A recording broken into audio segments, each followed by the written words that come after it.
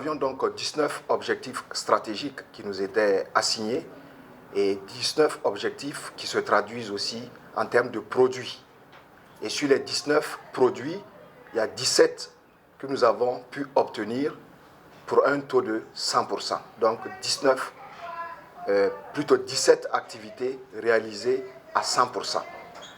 Alors, il y a 2 produits qui malheureusement n'ont pas été exécutés à 100%, mais dont le taux se situe entre 90 et 95%.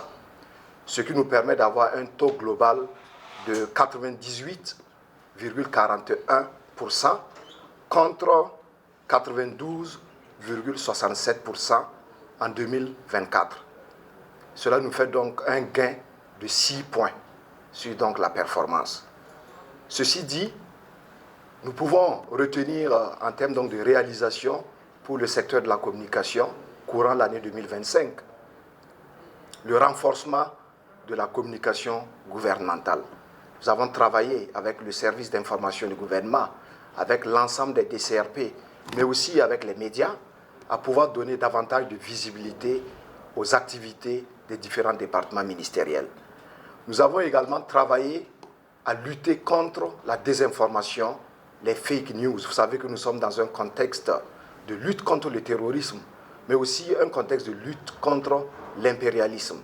Et aujourd'hui, la guerre que nous menons se passe déjà par les armes, mais aussi par les médias.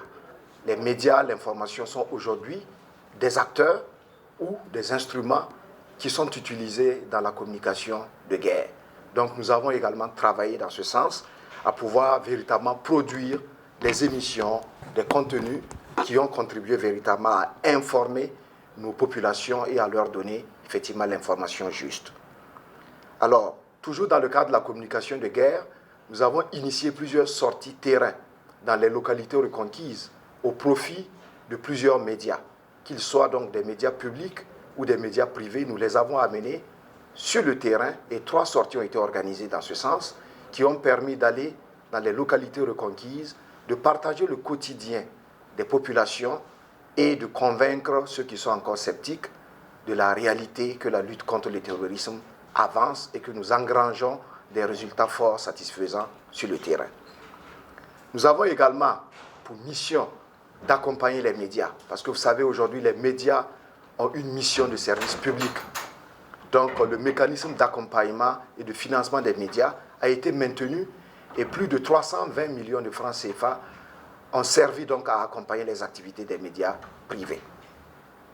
Enfin, nous avions des événementiels majeurs pour le secteur de la communication. Je veux parler notamment des Galians. Les Galians qui sont cet événementiel, ce prix qui permet aux médias, aux journalistes de rivaliser d'ardeur, de rivaliser donc en termes d'émulation. Nous avons pu tenir cet événementiel et nous avons également organisé les universités africaines de la communication dont le thème a porté effectivement sur les questions de désinformation dans un contexte de lutte contre l'impérialisme. Alors pour ce qui concerne le secteur de la culture, nous avons également eu de très grandes activités, en commençant déjà par le FESPACO qui s'est tenu en février 2025 et qui a vu le sacre de notre compatriote Dani Kouyaté, sacré donc étalon d'or de Nyenenga.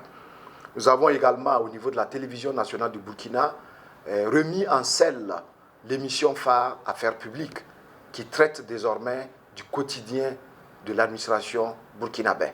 Donc nous avons pu produire 26 épisodes à ce niveau. Nous avons tenu des événementiels tels que la Nuit des Lompolo et nous avons également, pour rester en lien donc avec le cinéma, nous avons rendu opérationnel l'Agence burkinabé de la cinématographie et de l'audiovisuel, la BCA, qui émane donc d'une réforme majeure qui a permis de fusionner un certain nombre de structures qui œuvraient de par le passé à soutenir et à promouvoir le cinéma burkinabé. Et toujours au niveau de la BCA, nous avons lancé le premier appel à projet que nous avons dénommé le Faso Film Fonds, qui a reçu plus de 256 projets. Et nous en avons retenu 58 qui ont bénéficié d'un financement assez conséquent pour permettre de produire des films qui racontent notre quotidien, des films qui valorisent nos héros, des films qui accompagnent les idéaux de la révolution progressiste populaire. Et pour le secteur du tourisme, je voudrais indiquer que nous avons engrangé de grands résultats à ce niveau, parce que nous avons, à la faveur de la grande saison du tourisme interne, travaillé à redonner goût au tourisme interne. Et aujourd'hui, tous les Burkinabés sont fiers de sortir de leur domicile et d'aller découvrir les merveilles de notre pays. Nous avons inauguré le mausolée Thomas Sankara le 17 mai dernier, et aujourd'hui c'est devenu un site touristique majeur pour notre pays et pour la ville de Ouagadougou. Nous sommes fiers aujourd'hui de dire que nous avons pu amener le taux de fréquentation de nos sites touristiques à plus de 170%. 170% de taux d'augmentation en fait de la fréquentation des différents sites touristiques. Nous avons organisé le CITO qui a permis aussi de faire la promotion de la gastronomie nationale, et nous avons enfin, pour le secteur du tourisme, travaillé à faire respecter les textes au niveau du secteur de l'hôtellerie et de l'hébergement.